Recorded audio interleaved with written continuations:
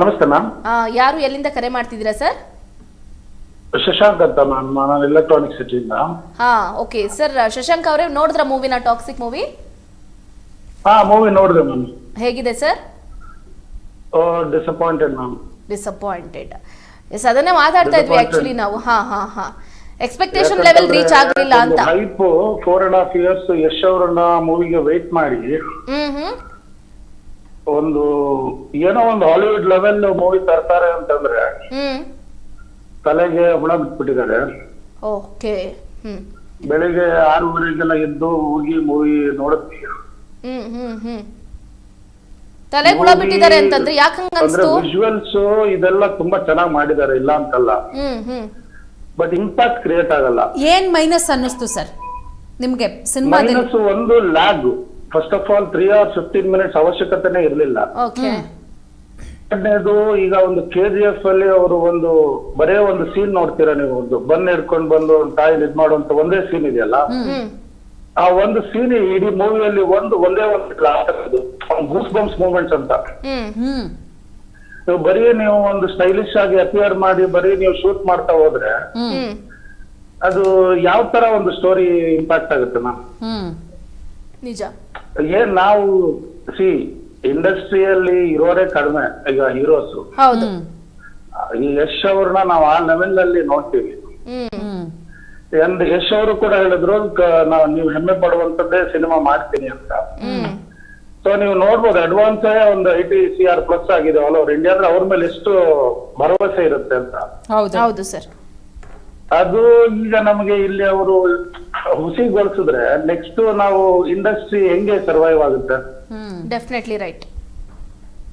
ತುಂಬಾ ಬೇಜಾರಾಗಿದೆ. Because Geetu Mohan Das national award winner ಅಂತಂದ್ರೆ ಅವ್ರು ಆರ್ಟ್ ಫಿಲ್ಮ್ಸ್ ಇಂಥದೆಲ್ಲ ಮಾಡ್ಕೊಂಡವ್ರನ್ನ ಸ್ವಲ್ಪ ಇವ್ರು ಏನೋ ಓವರ್ ಕಾನ್ಫಿಡೆಂಟ್ ಮಾಡಿದ್ರೇನೋ ಅಂತ ನನ್ಗೆ ಅನ್ಸುತ್ತೆ. ಬಿಕಾಸ್ ಯಶ್ ಅವ್ರ KGF ನಂತರ ಎಂತೆಂತ ಡೈರೆಕ್ಟರ್ ರೆಡಿ ಇದ್ರು. ಹೌದು, ಎಂತೆಂತ ಡೈರೆಕ್ಟರ್ ರೆಡಿ ಇದ್ದಾಗ ಇವರು ಸ್ವಲ್ಪ ಆಡಿಯನ್ಸ್ ನ ಮತ್ತೆ ಅವ್ರ ಮಾರ್ಕೆಟ್ ಅನ್ನ ನೋಡ್ಕೊಂಡು ಒಂದು ಒಳ್ಳೆ ಸ್ಟೋರಿ ಸೆಲೆಕ್ಟ್ ಮಾಡ್ಬೇಕಾಗಿತ್ತೇನೋ ಅಂತ. ಯಶ್ ಅವರು ಆಕ್ಟಿಂಗ್ ಚೆನ್ನಾಗಿ ಮಾಡಿದ್ದಾರೆ ಸರ್. ಯಶ್ ಅವ್ರು ಏನಾದ್ರು ಓವರ್ ಕಾನ್ಫಿಡೆನ್ಸ್ ಇಟ್ಕೊಂಡ್ಬಿಟ್ರ? ಅದಕ್ಕೇನಾದ್ರೂ ಈ ರೀತಿ ಆಯ್ತಾ?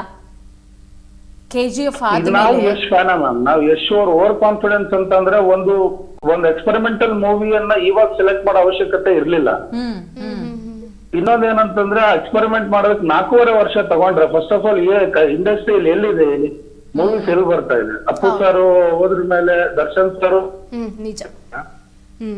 ಇವಾಗ ಇಂಡಸ್ಟ್ರಿಯಲ್ಲಿ ಹೀರೋಸೇ ಇಲ್ಲ. ಸುದೀಪ್ ಸರ್ ತುಂಬಾ ಎಲ್ಲೋ 1 ವರ್ಷಕ್ಕೆ 2 ವರ್ಷಕ್ಕೆ ಒಂದ್ಸರಿ ಮಾಡ್ತಾರೆ. ಇಂಡಸ್ಟ್ರಿನೇ ಇರಲ್ಲ ಅಂದ್ರ ಮೇಲೆ ನೀವು ಇಷ್ಟಿಷ್ಟು 4 ವರ್ಷ ತಗೊಂಡು ಇಂಥ ಮೂವಿ ಮಾಡಿದ್ರೆ ಅಭಿಮಾನಿಗಳು ಬೇಜಾರಾಗಿ ಆಗ್ತಾರೆ. ಬೇಜಾರಾಗಿದೆ. ಐ ಮೀನ್ ತುಂಬಾ ಎಕ್ಸ್ಪೆಕ್ಟೇಷನ್ ಇಟ್ಕೊಂಡಿದ್ವಿ. ನೀವು ನೋಡಿದ್ರಿ 4-5 ದಿನ ಮುಂಚೆನೆ ಆ ಲೆವೆಲ್ ಆಫ್ ಬುಕಿಂಗ್ ಆಗಿತ್ತು. ಹೌದು. ಅಡ್ವಾನ್ಸ್ ಹೆಂಗ್ ಓಪನ್ ಮಾಡಿದಾಗ್ಲೇನೆ ಆ ಲೆವೆಲ್ ಬುಕಿಂಗ್ ಆಗಿತ್ತು. ಸೊ ಅಂತಂದ್ರೆ ಆ ಲೆವೆಲ್ ಕ್ರೇಜ್ ಇದೆ ಅವ್ರಿಗೆ. ಅದನ್ನ ಅವರು ಸ್ವಲ್ಪ ನಮ್ಗೆ ಬೇಜಾರಾಗಿದೆ. ಅವರು ಅದನ್ನ ಉಳಿಸ್ಕೊಂಡಿಲ್ಲ ಅನ್ಸುತ್ತೆ. ಪ್ರಾಬಬ್ಲಿ ನೆಕ್ಸ್ಟ್ ಮೂವಿ ತುಂಬಾ ಟೈಮ್ ತಗೊಳ್ಳದೆ ಒಳ್ಳೆ ಸ್ಟೋರಿ ಮತ್ತೆ ಒಳ್ಳೆ ಇದ್ ಮಾಡೋದು ಒಳ್ಳೇದು ಅಂತ.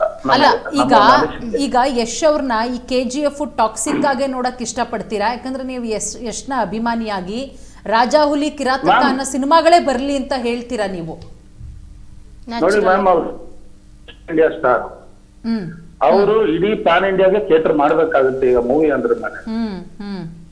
ಈಗ ಅವ್ರ ಮೇನ್ ಏನಂತಂದ್ರೆ ಸ್ಟೋರಿ. ಈಗ ನಿಮ್ಗೆ ಸೂಫ್ರಮ್ ನಾರ್ಮಲ್ ಸ್ಟೋರಿಯಿಂದಾನೇ ಆ ಲೆವೆಲ್ ಓಡ್ತು. ಹೌದು, ಸ್ಟೋರಿ ಇದ್ರೆ ಯಶ್ ಅಂತ ಒಬ್ಬ ಆಕ್ಟರ್ ನ ಯೂಸ್ ಮಾಡ್ಕೊಂಡ್ರೆ ಎಂತ ಸೂಪರ್ ಡೂಪರ್ ಹಿಟ್ ಬೇಕಾದ್ರೂ ತೆಗಿಬಹುದು. ಮೇನ್ ಅದು ಇಂಪ್ಯಾಕ್ಟ್ ಕ್ರಿಯೇಟ್ ಆಗ್ಬೇಕಲ್ಲ ಮ್ಯಾಮ್. ಖಂಡಿತ ಇಂಪ್ಯಾಕ್ಟ್ ಒಂದು ಗೂಸ್ ಬಂಪ್ಸ್ ಮೂಮೆಂಟ್ ಇಲ್ಲ ಮೂವಿಯಲ್ಲಿ. ಒಂದು ನಾವು ಬೆಳಿಗ್ಗೆ ಎತ್ಕೊಂಡು ನಾನು ಫಸ್ಟ್ ಟೈಮ್ ಈ ತರ ಹೋಗಲ್ಲ ಯೂಶುವಲಿ 6:30ಗೆಲ್ಲ. ಅಷ್ಟು ಬೇಗ ಹೋಗಿ ಅಂದ್ರೆ ಆ ಲೆವೆಲ್ ಆಫ್ ಒಂದು ಎಕ್ಸ್ಪೆಕ್ಟೇಷನ್ ಇರುತ್ತೆ. ಅಂದ್ರೆ ಸರ್ ಒನ್ ಟೈಮ್ ವಾಚಿಂಗ್ ಅಷ್ಟೇನಾ ಅಥವಾ ಹೇಗೆ ಅಂತ? ಒನ್ ಟೈಮ್ ವಾಚ್ ಅಂತಂದ್ರೆ ಮ್ಯಾಮ್ ಇವ್ರು ಏನ್ ಮಾಡಿದ್ದಾರೆ, ಹಾಲಿವುಡ್ ನಿಮ್ಗೆ ಕೆಲವು ಇನ್ಸೆಪ್ಷನ್ ಇಂಥದೆಲ್ಲ ಮೂವೀಸ್ ಅನ್ನ ರೆಫರೆನ್ಸ್ ತಗೊಂಡು ಎಲ್ಲದು ಈ ಮಹಾನ್ ಅಂತ ಒಂದು ಮೂವಿ ಬಂದಿತ್ತು ತಮಿಳಲ್ಲಿ, ಈ ವಿಕ್ರಮ್ ಅವ್ರದ್ದು. ಅದರಲ್ಲೂ ಕೂಡ ಫಾದರ್ ಸನ್ ಇದು ಬರುತ್ತೆ, ಸೆಂಟಿಮೆಂಟ್. ಆ ಫಾದರ್ ಸನ್ ಅವರ ಓಕೆ.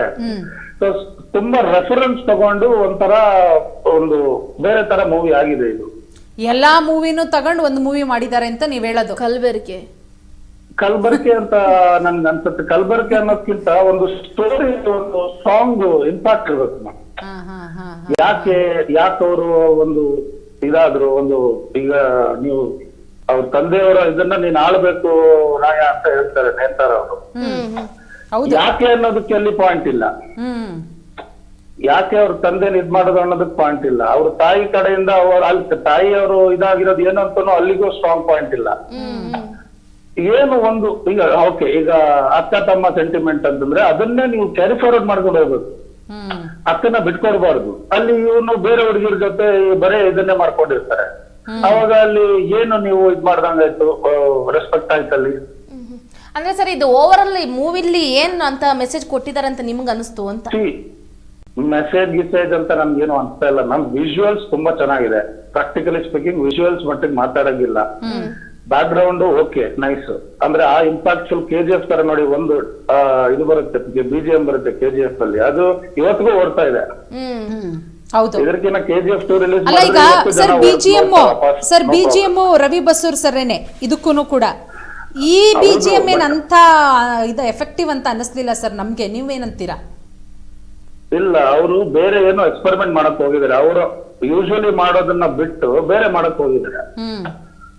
ಇದ್ರಲ್ಲಿ ಏನಾಗಿದೆ ಅಂತಂದ್ರೆ, ನಾವು ಯಾರನ್ನೋ ದೂರಬೇಕು ಅನ್ನೋದ್ಕಿಂತ ಏನೋ ಒಂದು ಮಾಡಕ್ ಹೋಗಿ ಅವ್ರು ಯಾಕೆ ಡಿಲೇ ಆಗಿದೆ ಅಂತ ನೀವು ತಿಳ್ಕೊಳ್ಳಿ.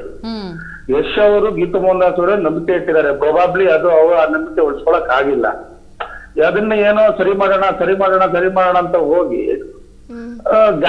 ತುಂಬಾ ಲಾಂಗ್ ಎಳೆದು ಬಿಟ್ಟಿದೆ ಅನ್ಸುತ್ತೆ ನನಗೆ ಯಾಕೋ. ಅಲ್ಲ, ಅವರು ಸಿನಿಮಾ ನೋಡೇ ತಾನೇ ರಿಲೀಸ್ ಮಾಡಿರ್ತಾರಲ್ಲ ಸರ್. ನೋಡ್ತಾರೆ ಮ್ಯಾಮ್, ಕಮಿಟ್ಮೆಂಟ್ ಮಾಡಿ ಅಷ್ಟೊಂದು ಇನ್ವೆಸ್ಟ್ಮೆಂಟ್ ಮಾಡಿ ಒಂದು ಲೆವೆಲ್ ಆಫ್ ಇದು ಆದ್ರ ಮೇಲೆ ನೀವು ಅಲ್ಲ, ಅದಕ್ಕೇನೆ ಮೋಸ್ಟ್ಲಿ ನಮ್ಗೀಗ ಅನ್ನಿಸ್ತಾ ಇದೆ ಇದನ್ನ ರೆಡಿ ಮಾಡಕ್ ಹೋಗಿ ಡೇಟ್ ಮುಂದಕ್ಕೆ ಹಾಕ್ತಾ ಬಂದ್ರು ಅಂತ. ಹೌದು, ಎಷ್ಟು ಪೋಸ್ಟ್ಪೋನ್ ಆಯ್ತು ಸರ್. ಈಗ ಬರೀ ಮೂವಿಲೆಲ್ಲ ಬರೀ ಬೋಲ್ಡ್ ಸೀನೇ ಜಾಸ್ತಿ ಇದೆ ಅಂತ ಕಂಪ್ಲೇಂಟ್ಸ್. ಅಂದ್ರೆ ಎಲ್ಲ ಕುತ್ಕೊಂಡು ಕಂಪ್ಲೇಂಟ್ಸ್ ಎಲ್ಲ ನೀವೇ ನೋಡಿದೀರಾ?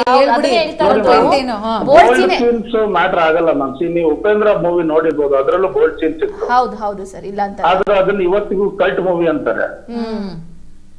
ಬೋಲ್ಡ್ ಸೀನ್ಗೆ ನಿಮ್ಗೆ ಇಂಪ್ಯಾಕ್ಟ್ ಇಲ್ಲ ಅಂದ್ರೆ ಆ ಬೋಲ್ಡ್ ಸೀನ್ ಏನಕ್ಕೆ? ಅವಶ್ಯಕತೆ ಇದ್ರೆ ನೀವು ಹೋಮ್ ಮೂವಿನೂ ಕೂಡ ಕೆಲವು ಸೀನ್ಗಳು ಆ ತರದ್ದೆಲ್ಲ ಇತ್ತು. ಬಟ್ ಅದಕ್ಕೆ ಅವಶ್ಯಕತೆ ಇತ್ತು, ಆ ಸ್ಟೋರಿಗೆ ಹೊಂದ್ಕೊಂಡು ಹೋಗೋದು. ಈಗ ನಿಮ್ಗೆ ಡೆಪ್ತ್ ಬೇಕು ಅಂತಂದ್ರೆ ಡೆಪ್ತೇ ಇಲ್ಲ ಅಂತಂದ್ರೆ ನೀವು ಏನ್ ಪ್ರಯೋಜನ? ನೀವು ಟೈಟಾನಿಕ್ ಅಲ್ಲೂ ಬೋಲ್ಡ್ ಸೀನ್ಸ್ ಇತ್ತು. ನೀವು ನೋಡಿದ್ರೆ ಅದು ಇವತ್ತಿಗೂ ನೀವು ನೆನ್ಸ್ಕೊಂತೀವಿ ಅಂತ ಮೂವಿ. ಅದೊಂದು ಕಲ್ಟ್ ಮೂವೀಸ್. ನಾನು ಐ ವಾಸ್ ಎಕ್ಸ್ಪೆಕ್ಟಿಂಗ್, ನಾನು ಅಂತದೊಂದು ಎಕ್ಸ್ಪೆಕ್ಟ್ ಮಾಡ್ತಾ ಇದ್ದೆ. ಟಾಕ್ಸಿಕ್ ಅಂತ ಒಂದು ಕಲ್ಟ್ ಮೂವಿ ಆಗಿರುತ್ತೆ ಅಂತ ಅನ್ಕೊಂಡಿದ್ದೆ. ಬಟ್ ವೆರಿ ಡಿಸಪಾಯಿಂಟಿಂಗ್ ಅಂತ ಅನ್ಸುತ್ತೆ. ಓಕೆ ಸರ್, ಕೊನೆಯದಾಗಿ ಈಗ ಯಶ್ ಅವರು ಯಾವ ತರದ ಪಾತ್ರಗಳನ್ನ ಮಾಡ್ಲಿ ಅಂತ ಆಶಿಸ್ತೀರಿ ನೀವು ಅಂತ? ಮ್ಯಾಮ್, ಯಶ್ ಅವರು ಯಾವುದೇ ಮೂವಿನ ಮಾಡೋದಾದ್ರೂ ಅವ್ರಿಗೆ ಒಂದು ಗ್ಯಾಂಗ್ಸ್ಟರ್ ಮೂವಿ ತಗೊಳ್ಳಿ, ಫ್ಯಾಮಿಲಿ ಓರಿಯೆಂಟೆಡ್ ತಗೊಳ್ಳಿ, ಯಾವುದೇ ಮೂವಿ ಇದ್ರು ಸ್ಟೋರಿ ಅನ್ನುವಂಥದ್ದು ಇವತ್ತಿನ ದಿನಕ್ಕೆ ಜನರು ಕನೆಕ್ಟ್ ಆಗ್ಬೇಕು. ಮೇನ್ ಥಿಂಗ್ ಅದೇನೆ. ನೀವು ಸುಮ್ನೆ ಆಕ್ಷನ್ಸ್ ಮಾಡ್ತೀರಾ ಅಂತ ಬರೀ ಆಕ್ಷನ್ನೇ ಮಾಡ್ತಾ ಹೋದ್ರೆ ಆ ಇಂಪ್ಯಾಕ್ಟ್ ಹೆಂಗ್ ಕ್ರಿಯೇಟ್ ಆಗುತ್ತೆ? ಏನೋ ಒಂದು ನಿಮ್ಗೆ ತುಂಬಾ ನೋವನ್ನು ನೋಡ್ಕೊಂಡ್ ಬಂದು ಒಬ್ರು ಆಮೇಲೆ ಒಂದು ಆಕ್ಷನ್ ಬಂದ್ರೆ ಎಲ್ಲರಿಗೂ ಗೂಸ್ ಬಂಪ್ಸ್ ಬರುತ್ತೆ.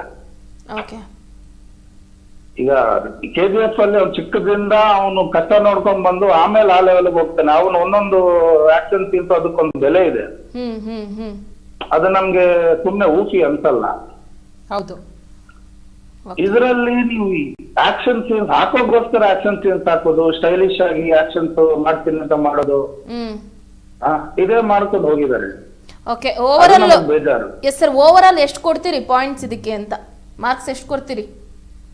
ನಾನು ನಾವು ಯಾಕಂತಂದ್ರೆ ಕನ್ನಡ ಇಂಡಸ್ಟ್ರಿ ಉಳಿಬೇಕು. ಪ್ರಾಕ್ಟಿಕಲಿ ನಾವ್ ಇದಕ್ಕೆ ಪಾಯಿಂಟ್ ಕೊಡೋದ್ರಲ್ಲಿ ನಮ್ ಕಡಿಮೆನೆ ಕೊಡ್ಬೇಕು. ಬಟ್ ಅವ್ರ ಎಫರ್ಟ್ಗೆ, ಅವರ ವಿಜುವಲ್ಸ್ಗೆ, ರಾಕಿಂಗ್ ಸ್ಟಾರ್ ಯಶ್ ಅವರ ಪ್ರೆಸೆನ್ಸ್ಗೆ, ಅವರು ಸ್ಕ್ರೀನ್ ಪ್ರೆಸೆನ್ಸ್ ತುಂಬಾ ಚೆನ್ನಾಗಿದೆ. It looks very handsome. So ಇದು ಮತ್ತೆ ಅವರ ಒಂದು ಎಫರ್ಟ್ ಇದಕ್ಕೆಲ್ಲದಕ್ಕೂ I would say 10 out of 5-6 ಕೊಡ್ಬೋದು ಅಷ್ಟೇ. ನಾನು 10 out of 5 to 6. 5-6 ಕೊಡ್ಬೋದು, 10 ಔಟ್ ಆಫ್ 5 ಇದು 5-6 ಕೊಡ್ಬೋದು. ಎಲ್ಲ ಕೊಡ್ತಾ ಇರೋದು ಯಶ್ ಅವ್ರಿಗೆನೆ, ಸಿನಿಮಾ ಕತೆ ಗೀತೆ ಯಾವ್ದಕ್ಕೂ ಕೊಡ್ತಾ ಇಲ್ಲ ಅವರು. Okay sir, thank you sir, thank you sir, thank you so much sir.